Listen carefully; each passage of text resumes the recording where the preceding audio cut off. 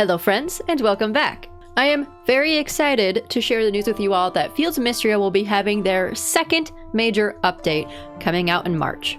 We don't have a specific date set yet for when this update comes out, but we do know it'll be sometime in March. Fields of Mistria is still currently out for early access. This still will not be the full release of the game. However, let's talk about what will be included in this coming update.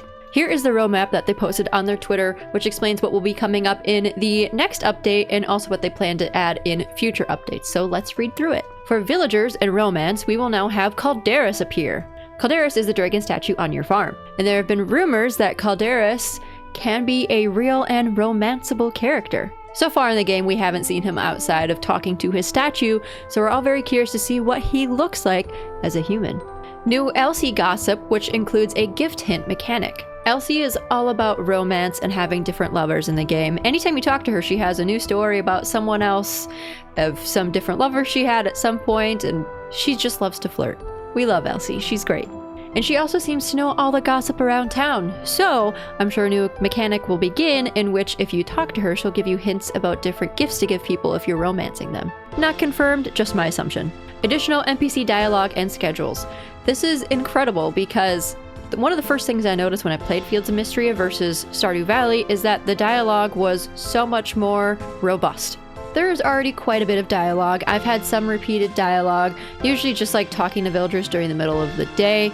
It can get kind of repetitive, and I've run out of different dialogue and themes for the Friday night at the inn, but there's still a lot of dialogue, and I still get new dialogue, even though it's not even the full release of the game yet. So if you like to be able to talk to NPCs in the game, Fields of Mistria is really great at having very colorful characters with lots of different dialogue. Mines and the dungeon. Currently, the mines stop at level 60. You cannot go past level 60 in the dungeons. But now with this update, the Fire Seal quest will unlock, which means we'll be able to go past level 60 in the mines, which will have a new mine biome unlock, and new spells unlock, and new monsters to encounter in the mines. I know a lot of people are very excited for this, as one of the first things that happened last update is people got as far as they could in the mines immediately, and they were ready to go even further. Town and renown. The Deep Woods area unlocks. I am so excited for this. I have been wanting to unlock different areas of this map for a long time. There's different spots in the map that you don't have access to yet. There's the upper area of the Narrows. There's the woods where you originally come from that Baylor talks about going through. There's different doors that are just kind of blocked off. There's one on the west side of the map by the little hut. There's one by the beach. There's so many parts of this map that have yet to be unlocked, and I know it's going to keep coming in different updates, but I'm very excited that we're finally going to get a little bit of a map expansion with this next update. The renown cap is raised by 20 levels. Soon I'll be having a video come out about how to improve your town renown very quickly, so stay tuned for that. Additional requests will be added to the request board. I was very shocked when I heard a lot of people talking about how they've already gone through all of the requests on the request board, but to be honest, I'm also getting close to that point. I've only had a few new requests, and a lot of them are fishing requests, which I really need to get done. But I'm also still working on crown requests, but it looks like I'm starting to get to the point where there is no new requests. So I am excited to see some new requests pop up on the request board. Additional museum sets and rewards. I was wondering if they would have this, because as of right now, there's only 4, sections of the museum, and there hasn't been anything that's like animal goods, or there's some archaeological goods, but not really mined goods. So I think they might start adding some of that. There's a new town repair quest. I personally hope it's the lighthouse, but we'll see if it's the lighthouse or maybe it's the stairs by the upper area of the Narrows. Who knows? We'll find out. And another new festival. I loved the Shooting Star Festival. I took March. I was very excited. It was very cute. It was the new festival in the last update, so I'm very excited to see what the new festival will be in this update. Skills and perks. There will be additional tier 4 skill perks. I have maxed out nearly all of my skill perks. There's still a few that I haven't worked on. I believe it is cooking and either crafting or blacksmithing. Haven't done a whole bunch of, but there will be new skill perks that you can have. Customization and cosmetics.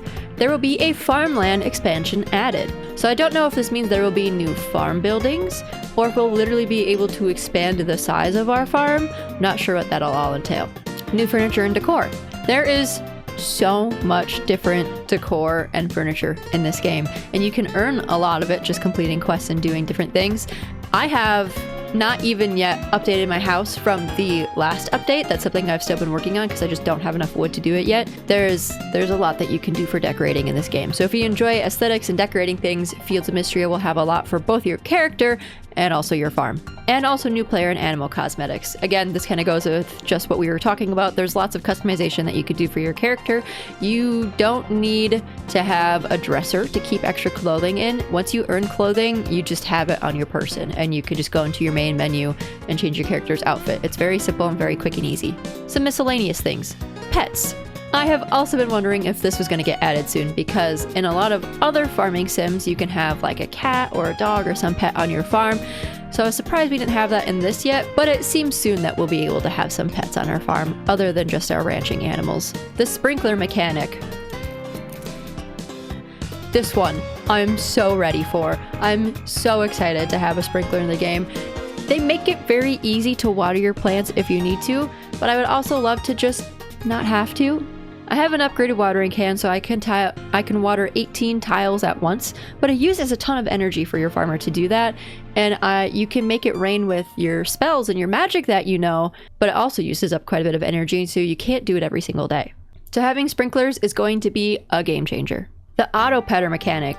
This I'm also going to love. In the last update, they added the big bell, in which you will have one bell to have your animals go either in or outside.